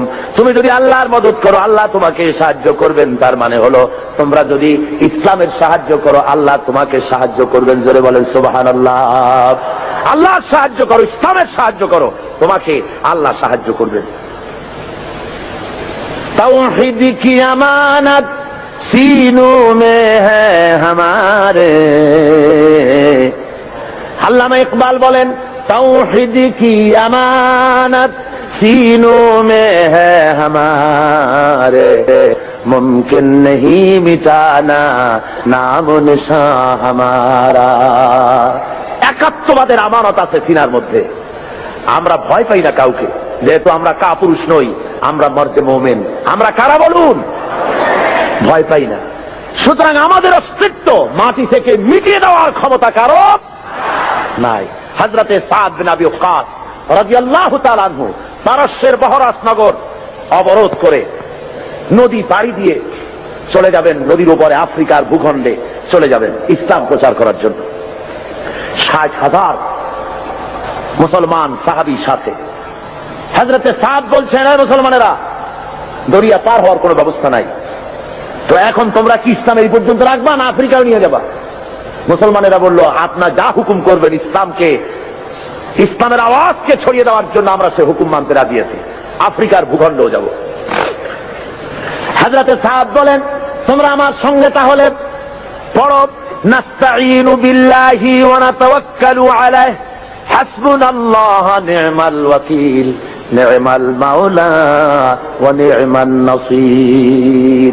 পড়েন সবাই, নাস্তাঈনু বিল্লাহি ওয়া নাতাওয়াক্কালু আলাইহি হাসবুনাল্লাহু নি'মাল ওয়াকিল নি'মাল মাওলা ওয়া নি'মান নাসীর। হযরতে ইতিহাসের মধ্যে লেখা রয়েছে হযরতে সাদ রাদিয়াল্লাহু তাআলা আনহু এই কথা বলে নিজের ঘোড়ার পৃষ্ঠে সওয়ার হয়ে দরিয়ার উপরে ঝাঁপায় পড়লেন। পিছনে যত সাহাবী ছিলেন, মুসলমান ছিলেন, সবাই ঝাঁপায় পড়লেন। দরিয়ার ভিতর থেকে তারা পাড়ি দিয়ে ওপরে চলে গেলেন। একটা ঘোড়াও হারায় গেল না, একটা লোকও হারায় গেল না, স্রোতে কাউকে ঠেলে দিল না। ওপার ওঠার পর সেনাপতি জিজ্ঞেস করেন, ও মুসলমানেরা, কারো কোনো জিনিস হারায় গেছে নাকি? একজন বলল, আমার পানির পেয়ালাটা তুফানের ধাক্কায় কোথায় পড়ে গেছে সেটা তো পেলাম না। হযরতে সাদ বলেন, মুজাহিদের কোন জিনিস কেউ ছিনিয়ে নিতে পারে না, আল্লাহ রাব্বুল আলামিন তোমাকে সেটা ফেরত দিবেন বলে আমি আশা করি। এই কথা তিনি বক্তৃতা করতেছেন, এমন সময় লক্ষ্য করা গেল তুফানের আঘাতে একটি বাতি এসে তাদের সামনে পড়ে গেল। আল্লামা ইকবাল রহমতুল্লাহ আলাইহি এই ঘটনা লিখতে গিয়ে লেখেন, দশত দশত है दरिया भी न छोड़े हमने, दशत दशत है दरिया भी न छोड़े हमने, बहर जुल्मत में दौड़ा दिए घोड़े हमने। প্রান্তর তো প্রান্তর, অন্ধকার ঘোর কৃষ্ণ রজনীতে শ্রাবণের খরস্রোতা নদীর উপরে ঘোড়া দাবড়িয়ে আফ্রিকার ভূখণ্ডে আমরা ইসলামের পতাকা তুলেছি। আমরা সেই মুসলমান। আফ্রিকার গভর্নর গ্রেগরিয়াস মুসলমানদের থাকার জায়গা করে দিলেন পাহাড়ের কাছে, জঙ্গলের কাছে, যাতে করে মরতে সুবিধা হয়। জঙ্গলের ভিতরে বাঘ আছে, সিংহ আছে, মুসলমানদের খাইয়ে ফেলবে, যুদ্ধ করা লাগবে না, বিনা যুদ্ধেই কেল্লা ফতে। এই চিন্তা করে ওখানে থাকতে দেওয়া। হযরতে সাদ একটা মেম্বার তৈরি করলেন, ওই মেম্বারের উপরে দাঁড়িয়ে জঙ্গলের দিকে লক্ষ্য করে বললেন, সন্ধ্যা ঘনায় এসেছে। হযরতে সাদ ঘোষণা করলেন, ইয়া আইয়াতুহাল হাসারাত ওয়াসসিবাউ নাহনু আসহাবু রাসূলুল্লাহ সাল্লাল্লাহু আলাইহি ওয়াসাল্লাম ফাইন্না নাজিলুনা ফামান ওয়াজাদনা বা'দাহু ফারজিউ ফাইন্না নাজিলুনা ফামান ওয়াজাদনা বা'দাহু কাতালনাহু। হযরতে সাদ ঘোষণা করে দিলেন, হে জঙ্গলের হিংস্র প্রাণীরা, আমরা আল্লাহ রসুল মুহাম্মদ সাল্লাল্লাহু আলাইহি ওয়াসাল্লামের সাহাবী, এখানে আমরা রাত কাটাবো। আমি ঘোষণা দিলাম, যত হিংস্র প্রাণী আছো এই এলাকা থেকে সরে যাও। আমার এই ঘোষণার পরে কোন হিংস্র প্রাণী যদি সামনে পাই, তরবারি দিয়ে তার ফয়সালা করব। আফ্রিকার জঙ্গলি মানুষেরা মনে করলো, পাগলেরা কয় কি, মানুষের কথা কি জঙ্গলি প্রাণীরা শোনে নাকি? ইতিহাস সাক্ষী দেবে কিয়ামত পর্যন্ত। হযরত সাদের এই ঘোষণার সঙ্গে সঙ্গে দেখা গেল সিংহের লাইনে সিংহ, বাঘের লাইনে বাঘ, সাপের লাইনে সাপ, যার যার ডিম আর বাচ্চা মুখে নিয়ে মিলিটারি লাইনের মতো ফলিন হয়ে সব এই এলাকা ছেড়ে অন্যত্র চলে গিয়েছে। মুসলমান, আমরা সেই জাতি যারা এই পৃথিবীর বুকে আল্লাহর দেওয়া বিধান কায়েমের জন্য যারা ময়দানে কাজ করেছে। আল্লামা ইকবাল কি সুন্দর করে বলছেন, খিয়াবা মে মুনতাজির থে লালা কব সে, খিয়াবা মে মুনতাজির থে লালা কব সে, তবা চাহিয়ে ইসকো খুনে আরব সে। সেই কবে থেকে ফুলের কুড়িটা প্রস্ফুটিত হওয়ার অপেক্ষায় প্রতীক্ষামান, কবে থেকে অপেক্ষা করতেছে, একটু বাতাসের ধাক্কা লাগবে আর ফুলের কুড়িটা ফুলে যাবে। তো ফুলের কুড়ি ফোটার জন্য খিয়াবামে মুনতাজির থে লালা কবসে, কখন থেকে সে অপেক্ষা করছে, নাসিমা অর্থাৎ সকালের ভোরের বায়ুর ধাক্কা লাগবে আর কুড়ি থেকে ফুলটা বেরিয়ে আসবে। আল্লামা ইকবাল বলেন, ফুলের জন্য ধাক্কা দরকার, বাতাসের কুড়ি থেকে বেরিয়ে আসার জন্য, পর্দা ফেটে প্রস্ফুটিত হওয়ার জন্য। আমি মুসলমান, আল্লাহর ফুল, আমাকে প্রস্ফুটিত হওয়ার জন্য ভোরের বাতাসের দরকার নাই। আমার জন্য দরকার বদরের, ওহদের শহীদের রাঙা একটা জামার দরকার। ওই শহীদের রক্ত বেদা জামা যদি আমার গায়ে দেওয়া হয়, সারা বিশ্বে আমি বিস্ফোরিত হয়ে পড়ব।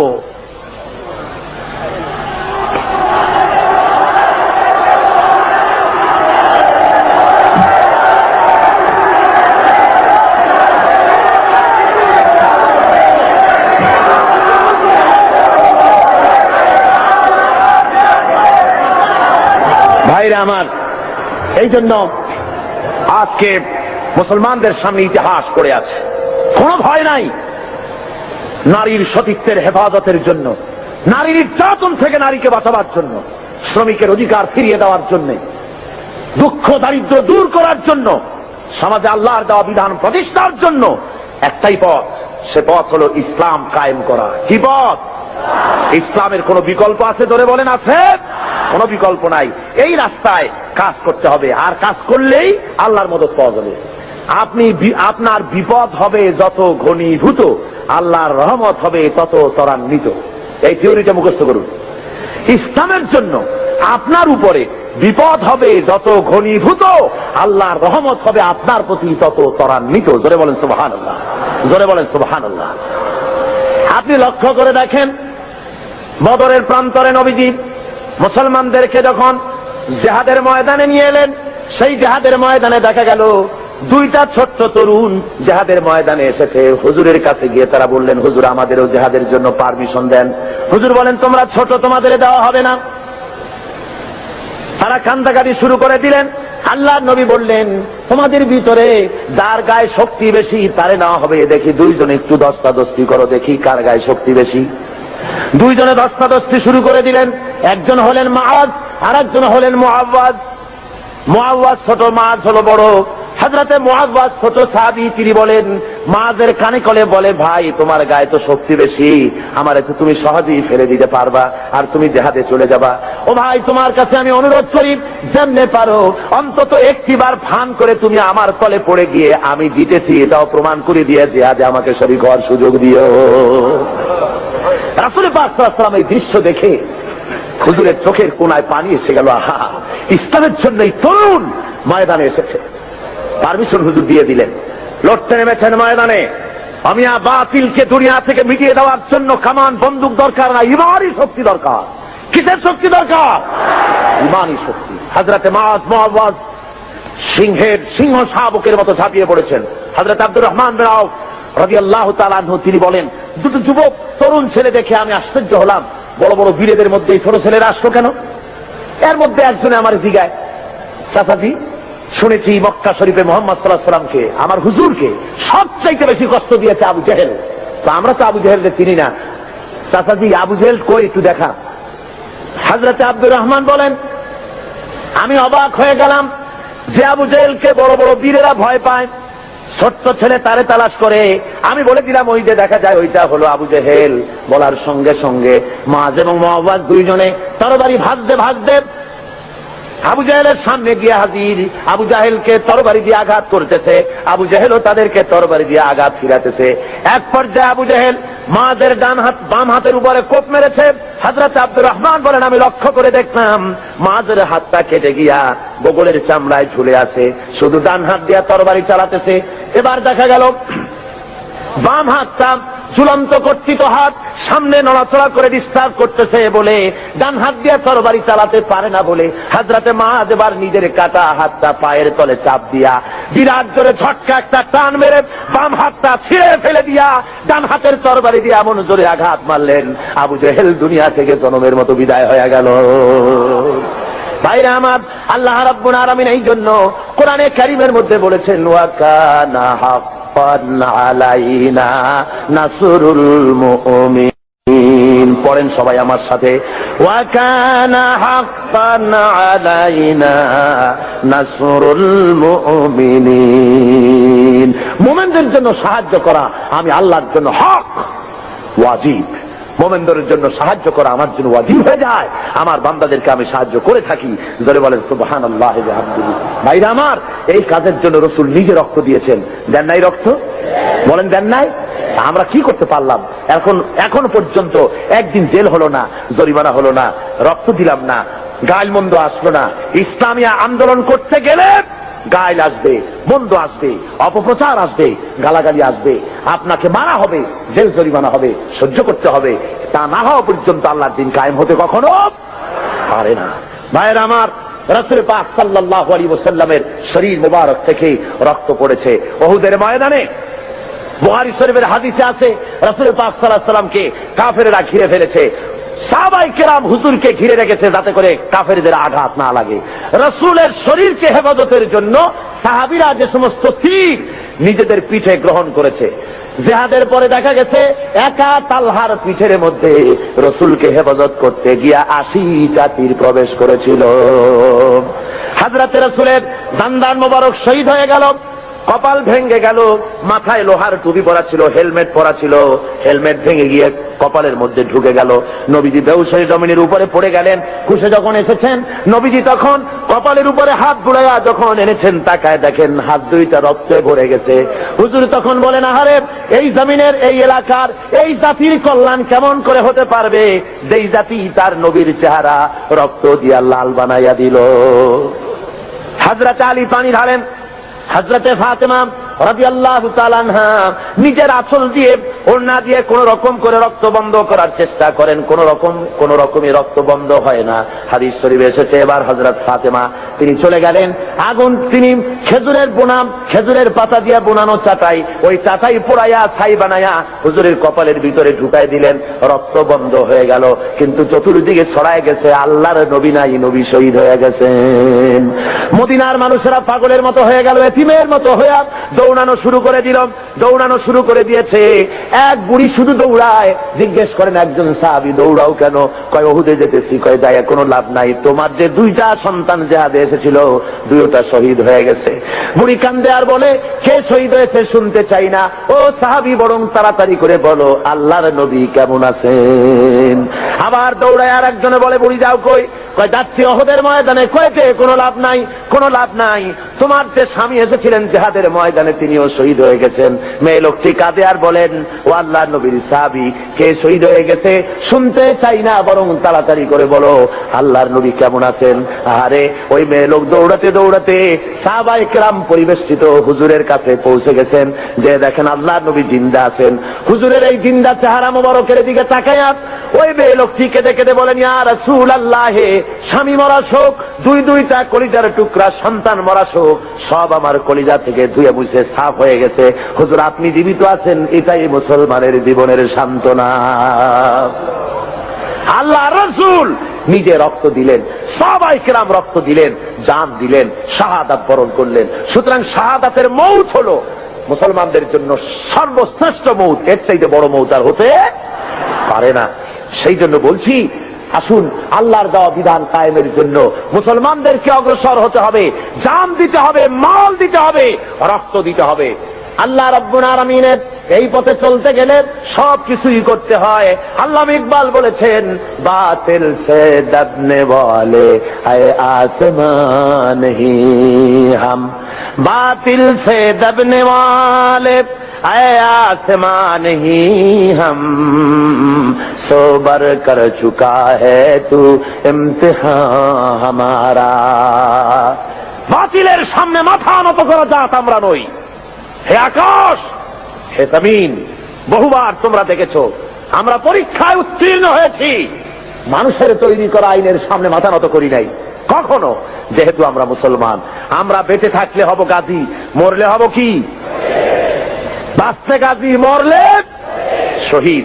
সুতরাং এই শাহাদাতের মউতই আমাদের তামান্না হওয়া উচিত। হাদিস শরীফে এসেছে, মুসলমানেরা সবসময় সংখ্যায় ছিল কম আর কাফেররা ছিল বেশি, কিন্তু জিতেছে কারা?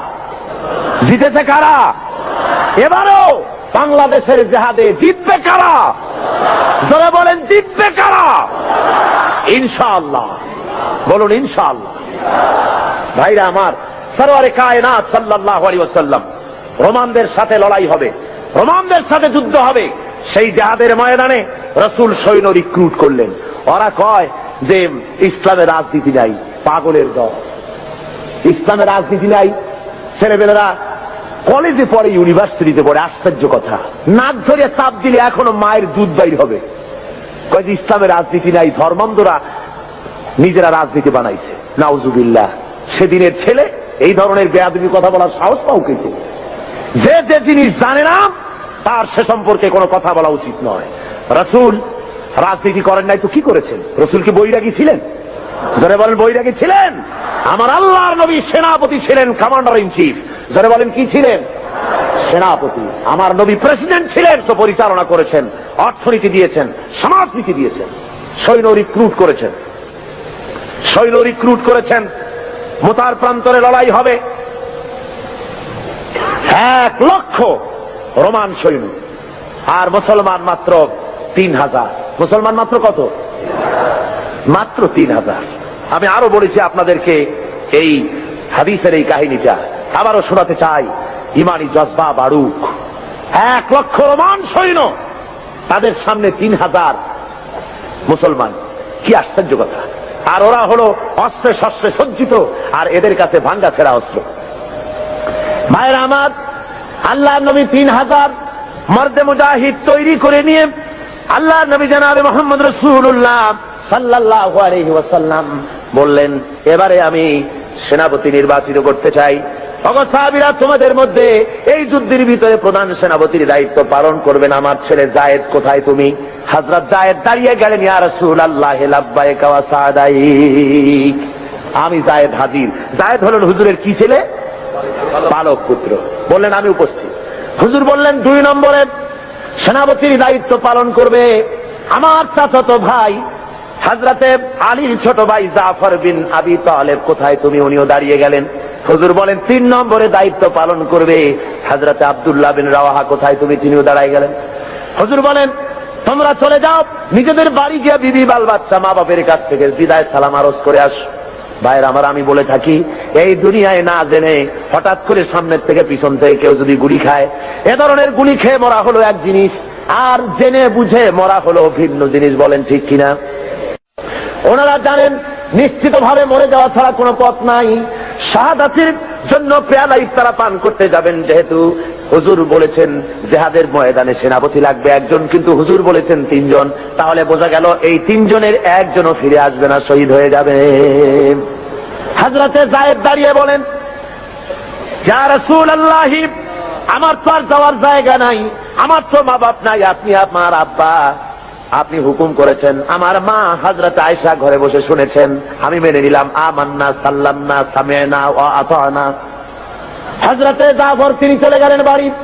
বিবিকে ডেকে বলেন, ওরে বিবি, আমার সালাম নাও, আল্লাহ নবী আমাকে সেনাপতি বানাইছেন, মুতার যুদ্ধের রোমকদের বিরুদ্ধে লড়াই করতে যাচ্ছি, সুতরাং আমি তোমার কোনো হক আদায় করতে পারি নাই।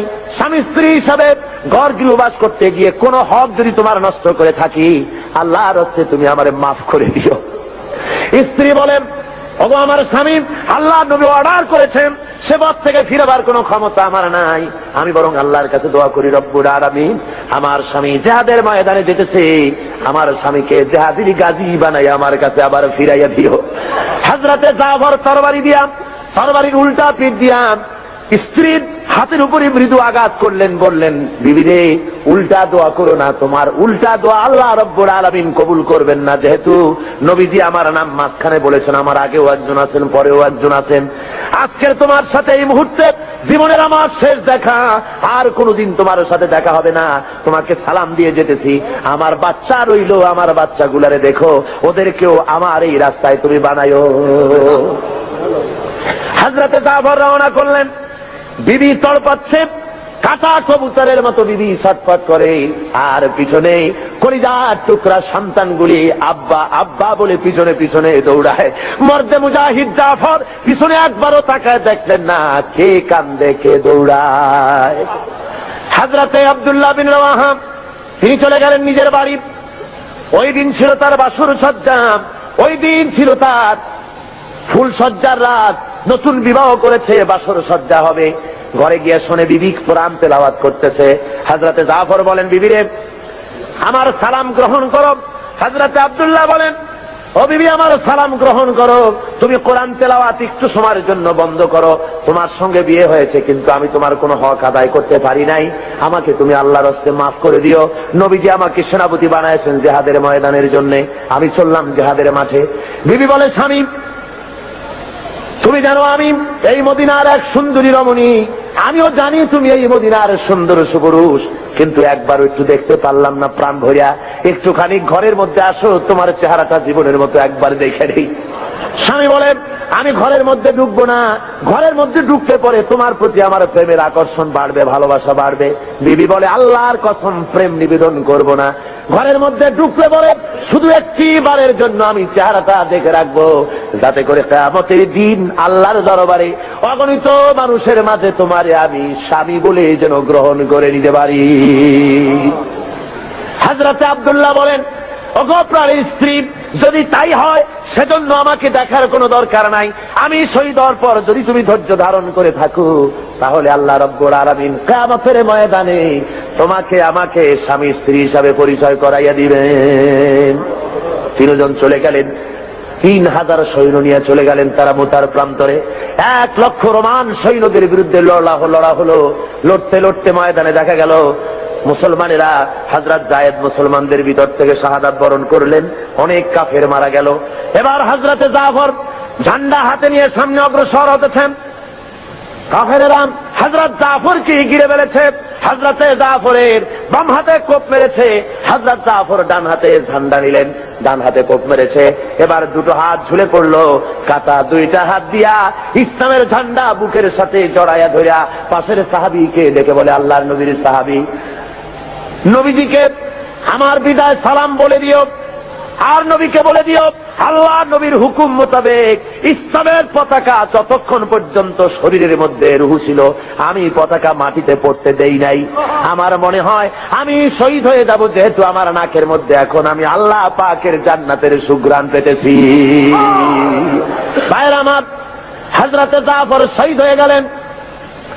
এরপরে হযরতে জাফর শহীদ হওয়ার পর হযরতে আব্দুল্লাহ এবং হযরত আবু উবায়দা দুইজনে এলেন এই পতাকা ধারণ করার জন্য। কয় আমরা গেলাম পতাকা আনতে। দূর থেকে দেখি পতাকা উঠতেছে। মনে মনে ভাবলাম এই পতাকা কে উড়ায়, কে ওখানে, আমাদের আগে কে গেল। যায়া দেখি হযরতে জাফরের হাত পাও গুলো ওরা কেটে ফেলেছে কাফেরেরা। ডান হাত কেটে একদিকে ফেলেছে, বাম হাত আর একদিকে, 2 পা কেটে 2 দিকে ফেলে দিয়েছে, দেহটা একদিকে ফেলে দিয়েছে। আর শুধু মাথা, শুধু কল্লাম একদিকে পড়ে থেকে ইসলামের পতাকা কামড়াইয়া ধইরা উঁচা করে রেখে দিয়েছেন।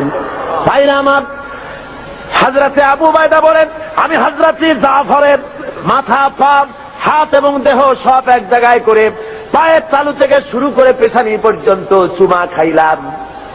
কাফনের কাপড় পরাইয়া দাফন করে দিলাম রক্ত মাখা শরীর নিয়া। যেহেতু যারা শহীদ হয়ে যায় তাদেরকে গোসল করানো হয় না। অমিয়া শহীদ হওয়া বড় সোজা ব্যাপার না, কঠিন ব্যাপার। শাহাদাতের মউত এত বরকতপূর্ণ মউত। রক্ত মাখা জামা গায়ে দিয়া, জুতা জামা যা থাকে ওই অবস্থায় তাকে কবরের মধ্যে শোয়াই দেওয়া হয়, গোসল দেওয়ানো হয় না। যেহেতু কবি বলেছেন বামা হাসার গার খোদা পুরসিদ বাগুয়াম দার জবাবে ও শহীদে খঞ্জরে ইশকাত গওয়াহি আকাফুন্দারাম। কিয়ামতের দিন আল্লাহ রাব্বুল আলামিন যখন জিজ্ঞেস করবেন শহীদদেরকে, বান্দারে তুই আমার জন্য দুনিয়ায় কি করেছিস? শহীদ বলবে খোদা গো কিছুই করতে পারি নাই, কিছুই করতে পারি নাই। তোমার দ্বীনকে জমিনে কায়েমের জন্য কথা বলেছি, লড়াই করেছি। ওই অপরাধে কাফের বেঈমানেরা আমাকে মেরেছে। ওই রক্তওয়ালা চিহ্ন নিয়ে আজ তোমার দরবারে হাজির। আল্লাহ রাব্বুল আলামিন বলবেন শহীদ রে তুই জীবনের মায়া করলি না, বিবি বাল বাচ্চার মায়া করো নাই, আমার জন্য তুই জীবন দিয়া দিলি। তোরে আজ আমি কোনো হিসাব নিব না, বিনা হিসাবে আমার বেহেশতে চলে যা। ভাইরা আমার, হযরতে জাফর কবরকে রবরে রাখা হলো। হযরতে আবু উবায়দা বলেন স্বপ্নের ভিতরে আমি দেখি, রাত্রে ঘুমাইয়া স্বপ্নে দেখি হযরতে জাফর বেহেশতের মধ্যে ফেরেশতাদের সঙ্গে উড়ে বেড়াতেছে। আমি জিজ্ঞাসা করলাম জাফর রে আল্লাহ রাব্বুল আলামিন তোমার সাথে কি ব্যবহার করেছেন? হযরতে জাফর বলেন ওরে আবু উবায়দা, আল্লাহ আমাকে জান্নাতের সব নাজ নেয়ামত দান করে আমাকে বলেছেন জাফর তুই আমার কাছে আর কি চাস? আমি বলেছি আল্লাহ কিচ্ছুই চাই না, আর একবার জমিনে পাঠাও। এইবার যদি জমিনে যেতে পারি কাফেরদের বিরুদ্ধে লড়াই করে তোমার দিন কায়েমের জন্য তোমার দেওয়া এই জীবনটা তোমার জন্য আর একবার দিয়ে আসবো। যেহেতু শাহাদাতের মওতের চাইতে ভালো মওত আল্লাহর জমিনে আর নাই, করে বলেন সুবহানাল্লাহ। শাহাদাতের মওতের তামান্না যদি কারো না থাকে, হাদিস শরীফে এসেছে যদি জিহাদের তামান্না, জিহাদের ইচ্ছা, বাসনা কারো মনের মধ্যে না থাকে, মউত হবে মুনাফিকের মউত। কিসের মউত হবে? মুনাফিকের মউত। সুবহানাল্লাহ। মিশকাত শরীফের হাদিসে এসেছে একবার হুজুর সাল্লাল্লাহু আলাইহি ওয়াসাল্লাম এক জানাজায় হাজির হয়েছেন। হযরত ওমর রাদিয়াল্লাহু তাআলা আনহু বলছেন হুজুর আপনি এই লোকটার জানাজা পড়বেন? এই লোকটা ইসলামের ব্যাপারে এই ক্ষতি করেছে, এই করেছে, সেই করেছে, নানান কথা উনি তুললেন। হুজুর উপস্থিত জনতাকে জিজ্ঞেস করলেন ওই মিয়ারা এই লোকটা সম্পর্কে তোমাদের কোনো ভালো কাজে রিপোর্ট আছে, জানো কিছু? কেউ কিছু কয় না। একজনে দাঁড়ায় কয় হুজুর আমার কাছে একটা রিপোর্ট আছে। কি? কয়ে যে একবার আমি দেখেছি একটা ইসলামের মুজাহিদ দল জিহাদ করে রাত্রে এক জায়গায় তাঁবু গেড়ে তারা বিশ্রাম আরাম করতেছিলেন, আর আমি এই লোকটাকে দেখেছি সারা রাত দাঁড়িয়ে দাঁড়িয়ে মুজাহিদদেরকে পাহারা দিয়েছে, যাতে করে এই মুজাহিদদের কারো কেউ অত্যাচার করতে না পারে, রাত্রে আক্রান্ত না হতে পারে, সেই জন্য সারা রাত এই লোকটা দাঁড়ায় দাঁড়ায় পাহারা দিতে আমি দেখেছি। হুজুর জানাজা পড়লেন, মিশকাত শরীফের হাদিস। হুজুর জানাজা নিজে পড়লেন, জানাজা পড়ে কবরের মধ্যে রেখে আল্লাহর নবী বলেন, ও কবরওয়ালা, তোমার সাথীরা তোমাকে বলে জাহান্নামী, আর আমি নবী মুহাম্মদ রাসূলুল্লাহ সাল্লাল্লাহু আলাইহি ওয়াসাল্লাম সাক্ষী দিতেছি বেশক তুমি আল্লাহর জান্নাতি। সুবহানাল্লাহ, সুবহানাল্লাহ। হুজুর বলেন, ওমর, মানুষের শুধু বাহ্যিক দিকটাই দেখতেই দেখো না, তার অন্তরের আবেগ মহব্বতের দিকটাও দেখো, জন্মটাও দেখো। জোরে বলেন সুবহানাল্লাহ।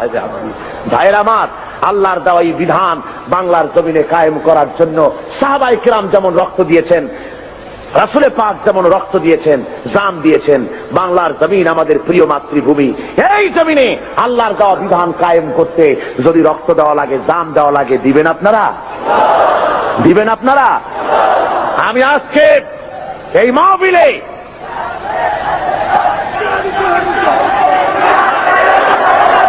আমি আপনাদের বলতে চাই, বাংলাদেশে আল্লাহ যদি মেহেরবানি করেন ইলেকশন আসতে পারে, পারে না? পারে কিনা? আল্লাহ মেহেরবানি করলে ইলেকশন আসবে, কিন্তু সেই ইলেকশন আসলে পরে গণতান্ত্রিক পদ্ধতিতে আল্লাহর দ্বীন কায়েম হওয়ার পথ আছে, সুযোগ আছে। যে কোন আদর্শকে সফলতার শীর্ষে পৌঁছে দেওয়ার জন্য দুইটা পথ, একটা বিপ্লব আর একটা হলো গণতন্ত্র। বিপ্লবের পথ রক্ত পিচ্ছিল, আর গণতন্ত্রের পথ সহজ এবং সাবলীল। আমাদের দেশে গণতন্ত্রের পরিবেশ আছে, আছে না? গণতন্ত্রের পরিবেশ আছে। এই গণতান্ত্রিক পরিবেশে যদি গণতন্ত্র আসে, ইলেকশন যদি হয়, তাহলে এবারের ভোটগুলি যাবে কোথায়? কাদের কাছে যাবে? ধরে বলেন, ইসলামের কাদের কাছে দিবেন? কিন্তু বসন্তের কোকিল আছে এক রকমের। বসন্তের কোকিল চেনেন? নাম শুনছেন, চেনেন না। বসন্তের কোকিল কারে বলে? সারা বছরে খোঁজ নাই, বসন্তের সময় কু কু করে, ঠিক কিনা? ইলেকশন আসতে পরে এক শ্রেণীর হুজুর আসবেন, সারা বছর রাজনৈতিক ময়দানে নাই, জেলে নাই, জরিমানায় নাই, কোথাও নাই। অতদলীয় মোর্চা, অতদলীয় নেতা, লোক নাই, জন নাই, এসে পাগড়ি মাথায় দিয়ে বলবে ইসলাম গেল, আসুন আপনারা সবাই ভোট দিয়ে আমারে প্রেসিডেন্ট বানাই দেন। এরকম হুজুর, এ ধরনের পীর সাহেব, এ ধরনের কোন মৌলানা সাহেব দাঁড়াই দিতে পারে, আমারে ভোট দেন। এখন বলেন, যে লোকটার কোনো অফিস নাই, লোক নাই, কর্মী নাই, কিছু নাই, ইলেকশনের জন্য দাঁড়াইলো, আপনি বরকতের জন্য ভোট দিলেন, ইসলামের ভালো হবে না ক্ষতি হবে? জোরে বলেন, কি হবে? এই নেতা তো হুজুর সাল্লাল্লাহু আলাইহি ওয়াসাল্লামকে বানাইতে চাইছিল আবু জেহেল। নেতারা বানাইতে চাইছিল, হুজুরকে নেতৃত্ব দিতে চাইছিল না? হুজুর নেতৃত্ব নিয়েছিলেন? কেন নেন নাই? হুজুর বুঝেছিলেন এখন যদি আমি প্রেসিডেন্ট হই, তাহলে আবু জাহেল হবে কি প্রধানমন্ত্রী, ইসলামের সর্বনাশ হয়ে যাবে। লোক বানাইছেন 13 বছর বসে। সুতরাং ওই সমস্ত লোক ইলেকশনের সময় ময়দানে আসবে, যাদের লোক নাই, জন নাই, অফিস নাই, সারা দেশে কেউ নাই, ঢাল নাই, তরবারি নাই, নিধি নাম সর্দার। ইসলাম গেল, তাড়াতাড়ি ভোট দাও। লোকেরা মনে করলো হুজুরে ভোট দিয়ে একটুখানি সওয়াব কামাই করি, হুজুরে ভোট দিলেন। কয়েকজন হুজুর মৌলানা সাহেব গেলেন ইলেকশনে পার হইয়া, সারা দেশে কোনো কর্মী নাই তাদের, পার হয়ে গেলেন। বলেন, বঙ্গভবনে যায় যদি খতমে খাজে গান পড়েন, তাহলে অর্থনৈতিক দুরবস্থা দূর হবে? খতমে তাসমিয়া যদি পড়ে, খতমে নারিয়া, মিলাদ শরীফ বারবার যদি পড়ে পার্লামেন্টে, তাতে কি বালা মুসিবত, দেশের অর্থনীতি, সমাজনীতির মুসিবত কি কমবে? কমবে না, বরং সেখানে আপনাকে এই কাজ থেকে আপনাকে বিরত থাকতে হবে, দেখতে হবে কারা দাঁড়িয়েছে। অনেকে আমাকে বলেন, হুজুর বলেন তো ইসলামের কথা, কিন্তু দল তো অনেক, কোন দলে যাব? ইসলামের নামে কত দল, কোন দলে যাব? আমি জিজ্ঞেস করি, দল বলতে বুঝেন নাকি? দল মানে কি? বেবি ট্যাক্সি মার্কা দল, টেম্পু মার্কা দল, রিক্সা মার্কা দল, একটা ড্রাইভার, তারপর পিছনে 2টা প্যাসেঞ্জার, অর্থাৎ একজন প্রেসিডেন্ট, একজন সেক্রেটারি, একজন ট্রেজারার, একজন ক্যাশিয়ার, বাস, এই 3 জনের পার্টি। সারা দেশে অফিস নাই, লোক নাই, জন নাই, এগুলো দল হইল? জোরে বলেন, এগুলি দল হলো? অমুক ইসলাম, তমুক ইসলাম দিল একটা নাম দিয়ে জনমের মতো। ইলেকশন আসলে পরে প্রেসিডেন্টের কাছ থেকে, সরকারের কাছের থেকে টাকা খাইয়া ইলেকশনের জন্য দাঁড়ায় যায় পাগল ছাগল, ঠিক কিনা কয়? জোরে বলেন, সত্য কিনা? আমি বলি, মিয়া, দল যদি দেখতে হয়, অনেকে বলে যে কোন দলে যাব, তা আমি বলি যে বাজারে যখন ইলিশ মাছ কিনতে যান, ইলিশ মাছ কি শুধু এক দোকানে পাওয়া যায় না অনেক দোকানে পাওয়া যায়? তো আপনি অনেক দোকানে ইলিশ আছে বলে বাড়ি দিয়ে বলেন নাকি বউকে যে বাজারে তো গেছিলাম মাছ কিনতে, কিন্তু ইলিশ পাওয়া যায় বহু দোকানে, রাগ করে কোনো দোকান দিয়ে কিনি নেই। একটা কথা হলো, বরং আপনি কিনবেন ইলিশ টাটকা এবং পচা না, এরকম দেখে যার দোকানে পাওয়া যায় সেটাই কিনবেন, ঠিক কিনা? দল আপনাকে অবশ্যই করতে হবে, কোনটা করবেন সে আকল আপনাকে আল্লাহ দিয়েছেন। দল বলা হয় তাদেরকেই, ইসলামী দল দাবি করতে তারাই পারে যাদের কর্মী বাহিনী ছড়িয়ে আছে রাজধানী থেকে শুরু করে প্রত্যন্ত অঞ্চল পর্যন্ত, ঠিক কিনা কন? যারা ছাত্রদের ভিতরে কাজ করে, ইসলামের আওয়াজ তুলেছে ছাত্রদের ভিতরে, আওয়াজ তুলেছে শ্রমিকদের মধ্যে, আওয়াজ তুলেছে নারীদের মধ্যে, আওয়াজ তুলেছে অমুসলিমদের মধ্যে, আওয়াজ তুলেছে কল কারখানা, সেক্রেটারিয়েট, বঙ্গভবন, ক্যান্টনমেন্ট, সর্বত্র ইসলামের আওয়াজ তুলেছে। আর মানুষের চিন্তা শক্তির পরিশুদ্ধির জন্য অগণিত ইসলামী সাহিত্যের ভান্ডার, সাহিত্য সম্ভার দিয়ে গোটা দেশকে ছেয়ে ফেলেছে, তার নাম ইসলামী আন্দোলন। জোরে বলেন ঠিক কিনা? এই আন্দোলন কোনটি তা বোঝার মতো আকল আপনাদের থাকা উচিত, এবং সেই দলে শরীক হয়ে আল্লাহর দেওয়া বিধান বাংলার জমিনে প্রতিষ্ঠা করার দৃঢ় শপথে উজ্জীবিত হতে হবে। আজকের মুসলমানদেরকে রাজি আছেন? জোরে বলেন রাজি আছেন? তাহলে আজ এই মাহফিলে NSI, IB, SB, DFI, army intelligence, গভর্নমেন্টের গোয়েন্দা বিভাগের কেরামন কাতিবিন ভাইরা সব আছে, ঠিক কিনা? সব আছে, কিন্তু দুর্ভাগ্য জাতীয় পত্রিকার সাংবাদিকগুলি আসেন না। ওই 2000-2500 লোকের বিশাল জনসভায় হাজির, ছবি টবি সব ঠিক মতো দেওয়া যায়, এটা দেওয়া যায় না। তার কারণ হলো এখানে যেসব কথা বলা হয় তা তাদের কিছুটা অসুবিধা। আমরা দোয়া করব আল্লাহ যেন এই অসুবিধা তাদের কাটায় ওঠার তৌফিক দেন। জোরে বলেন আমিন। এই বিশাল জনসমুদ্র, গভর্নমেন্টের আইবি দেখে রাখো, এসবি, ডিএফআই দেখে রাখুন, এই বিশাল জনতা কি চায়। এই দেশের বুকে যারা ইসলাম চান, কোরআন ও সুন্নাহর আইন যারা চান, শুধুমাত্র সেই মুমিনেরা হাত তুলবেন, আর কেউ না।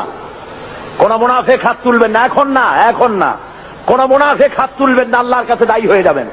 যারা চান বাংলার জমিনে দিন কায়েম হোক এবং বসে থাকবেন না, ইসলামী আন্দোলনে শরীক হবেন আজকের থেকে, সেই সব মুমিনেরা হাত তুলবেন, একটা স্লোগান দিবেন এমন যে স্লোগান দিল্লির উপর থেকে মদিনা মুনাওয়ারা হয়ে আরশে আজিমে চলে যায়। পারবেন? কেউ মনে করবেন না আমি গভর্নমেন্ট হাই অফিসিয়াল, আমি একজন গভর্নমেন্টের বড় অফিসার, আমি যদি হা করে আল্লাহু আকবার বলি তাহলে আমার প্রেস্টিজ হ্যাম্পার করবে।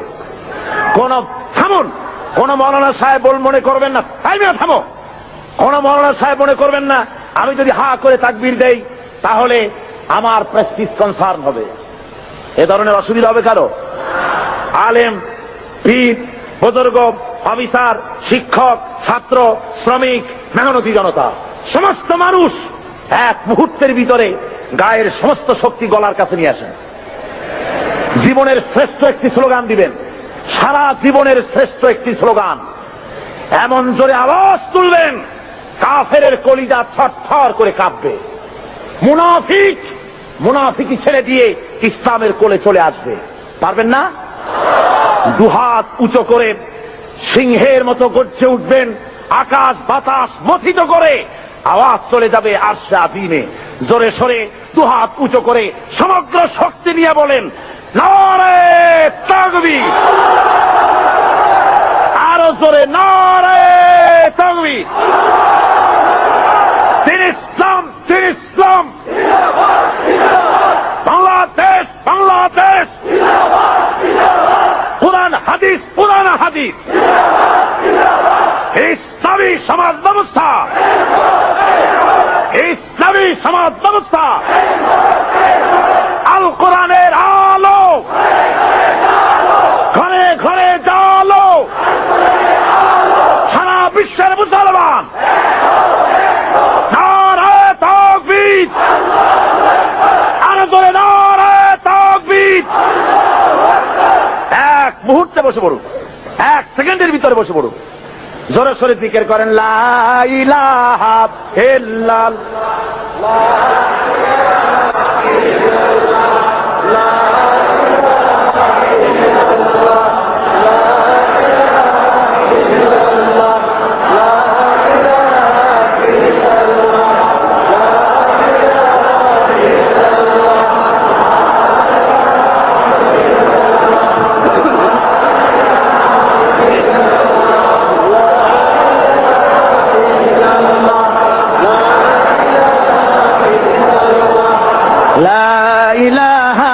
ইল্লাল্লাহু মুহাম্মাদুর রাসূলুল্লাহ। ভাইরা আমার, আল্লাহর দেওয়া বিধান জমিনের উপরে কায়েমের জন্য আমাদেরকে এগিয়ে আসতে হবে। মোনাজাত আর বেশি দেরি হবে না, অল্প সময়ের মধ্যে মোনাজাত করে দেব।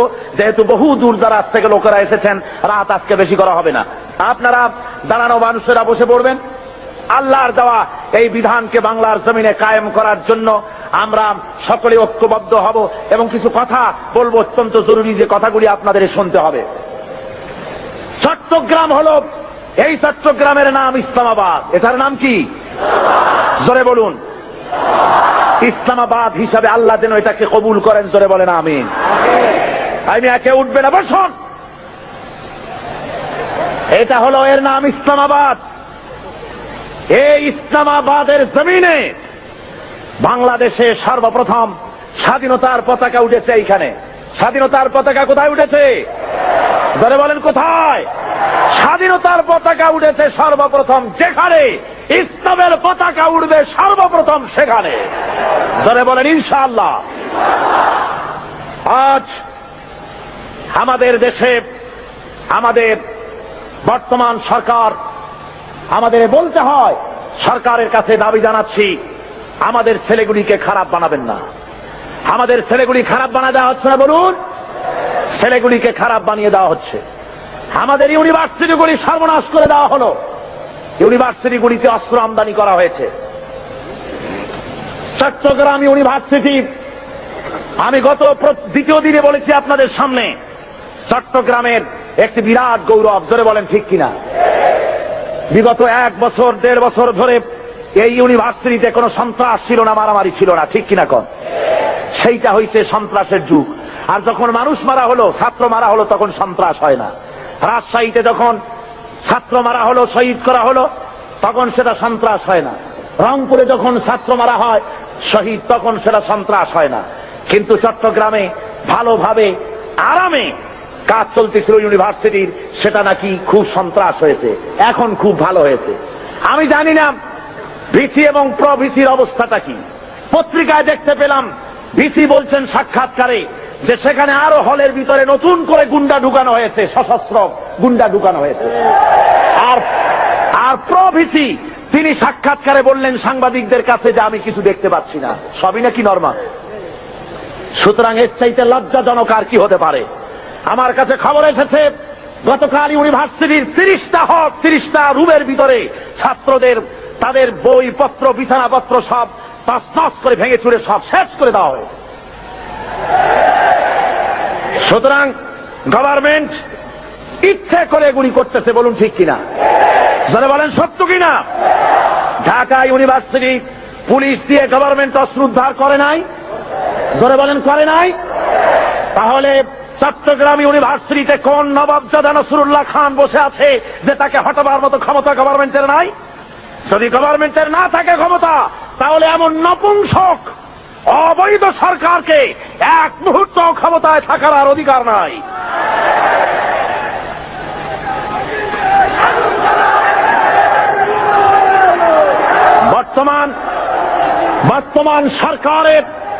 বর্তমান সরকারের ছত্র ছায়ায়, সরকারের মদতপুষ্ট হয়ে কমিউনিস্টরা হাইজ্যাক করেছে হলগুলি। সেখানে ইউনিভার্সিটি খুলে দিলে পরে আপনারা বিশ্বাস করুন রক্তের গঙ্গা বইয়ে যাবে। ওরা অস্ত্র নিয়ে লোক ঢুকায়েছে, সাধারণ ছাত্র ছাত্রীদেরকে তারা জবাও করবে। এ কমিউনিস্টরা ইসলামের দুশমন, বাংলাদেশের দুশমন। বাংলাদেশের বুকে 10 কোটি তাওহীদি জনতার দেশে কমিউনিস্টদের রাজনীতি করার কোন অধিকার নাই। সুতরাং গভর্নমেন্ট যদি পুরুষ হন, মুনাফেক যদি না হন, তাহলে আগামীকাল ইউনিভার্সিটি ঘেরাও করে পুলিশ মিডিয়া ঢুকিয়ে দিয়ে অস্ত্র উদ্ধার করে শিক্ষার পরিবেশ তৈরি করুন। এ দাবি আজকে তাফসীরের মাহফিল থেকে আমরা তুললাম। কি বলেন আপনাদের সকলের দাবি না? আল্লাহ রাব্বুল আলামিন আমাদের সকলকে এই রাস্তার উপরে পরিচালিত হওয়ার তৌফিক দান করুন, যেন তার দ্বীনকে আমরা যেন এগিয়ে নিয়ে যেতে পারি এবং সত্যিকারের মুসলমান হতে পারি। জোরে বলেন আমিন।